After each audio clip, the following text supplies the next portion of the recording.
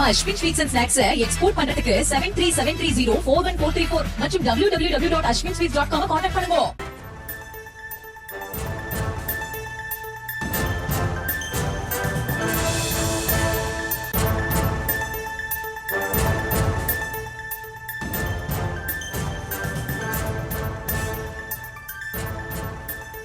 நெல்லை மாவட்டம் தாமிரபரணி ஆற்றில் இரண்டாவது நாளாக நீர்வரத்து அதிகரித்து வரக்கூடிய அந்த காட்சிகளை நாம் பார்த்து வருகிறோம். இதனால் கோயிலுக்குள் நீர் புகுந்திருக்கிறது. விவரங்களை முடிய செய்தியாளர் ராஜாவிடம் கேட்கலாம்.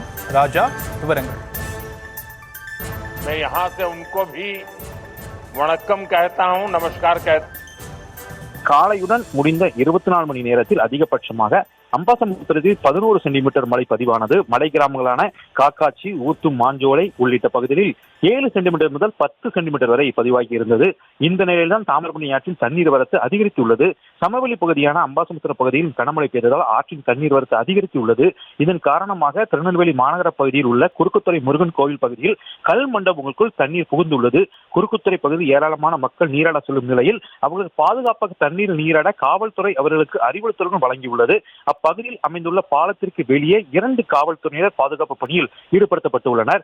குளிக்க செல்லும் மக்களுக்கு கோவில் தரிசனம் செய்யும் மக்களும் எச்சரிக்கை அறிவிப்பை வழங்கும் அவர்கள் பாதுகாப்பை இருக்கும் அறிவுறுத்தலையும் வழங்கி வருகின்றனர்.